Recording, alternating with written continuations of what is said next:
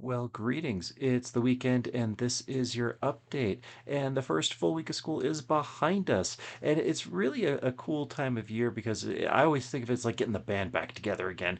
People you haven't seen in a while and stuff you haven't done in a while, and we're really just falling back into that routine.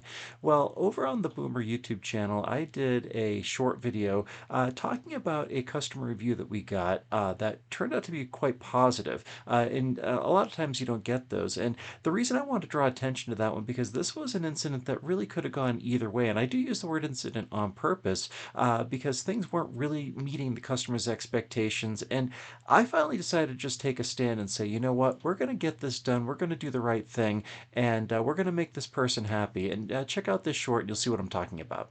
We don't want to hear negative stuff, and I'm no different. Usually when someone takes the time to write a review, it's going to be negative. Recently we had a really positive review. Sonia is the parent of a student who's going to college and plays oboe, and they wanted to bring the oboe in to have some work done. The shop has been so backed up this summer. She was told that it was probably going to be a couple weeks before we could do anything with it. I knew we had to do something. We were becoming the problem, and I want to make the problem the problem. She has a daughter who needs an instrument for her college auditions. We weren't doing everything that we could to collaborate to come up with the solutions. I called up one of our manufacturers and arranged to have a loaner oboe in the event that we couldn't fix it in a timely fashion. I called her up and let her know what the plan was ahead of time. Having that backup plan and having the willingness to go the extra mile, I think is what's really important. Great scene in Apollo 13 where Gene Kranz, played by Ed Harris, he says to his peers, says, "I beg to differ, sir.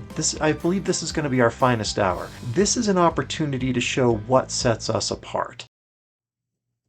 So it turned out really great. I'm super thrilled that the customer was very, very happy. As it turned out, we were able to actually fix the oboe, didn't need the loaner anyway, but that really wasn't the point.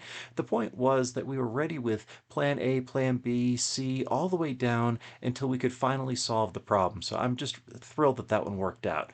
Then over on the Podcasting Store YouTube channel, I shared a video. This was something that I've been trying to do or have been contemplating doing, which is stacking timelines using multiple timelines in DaVinci Resolve. Well, Sergio Mota created a really great video. It's less than 2 minutes showing how easy it is to do that.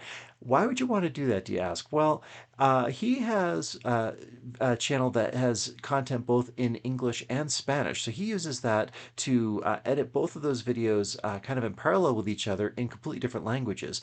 Well, for me, I use that, or I'm going to continue to use that to create clips from my longer content videos. Now, I don't have his clip here. You can follow that link and check it out there. But I did use this technique this week over on the View from the Road video in the clip that I'm going to show you. On the View from the Road this week, I was talking about kind of putting the puzzle back together again, building up the schedule and trying to see the teachers when I can. And I'm still working on that at this point, even after a week. And I finally think I have it figured out, and it's all going to work out. It's going to be great. But this is that time of year where we try to figure that out. So here is that clip that I built using a stacked timeline. Supporting everyone the best that I can for what they need. And as I've talked about before, sometimes that's just lending a sympathetic ear. It's dropping stuff off, picking stuff up, whatever expertise I might happen to have, offering that and stuff like that. But it's a very large puzzle, and it's difficult to kind of see all the pieces at first. And it's going to come into focus here in the next couple weeks, but it's just redoing it each year is definitely a challenge. So working to put that puzzle back together. Then finally, over on the Podcasting Store Medium page, I did another one of my musical mysteries, and I'm really having a great time writing these, so I hope you're enjoying the ride along with me. And this week it was about the unbreakable inventor that changed rock music. And I'm really not going to spoil this one too much. It's an incident you might not know about, but it's a name that I know you will recognize, and a horrible car accident that could have changed everything, but it didn't because he didn't give up and continued to innovate despite impossible odds against it. So that's as much I'll say about it. Follow the link, read the essay. As usual, I think it's a good one. So that is your weekend update. As always, thank you so much for watching. Comment below. Let me know what you think. Like, share, and subscribe. We'll catch up with you next time. If you enjoyed the Weekend Update, do me a favor and follow us on social media, subscribe to our YouTube channels, or visit our websites. This is Drew with Boomer Music Company and thepodcastingstore.com. Thanks for listening.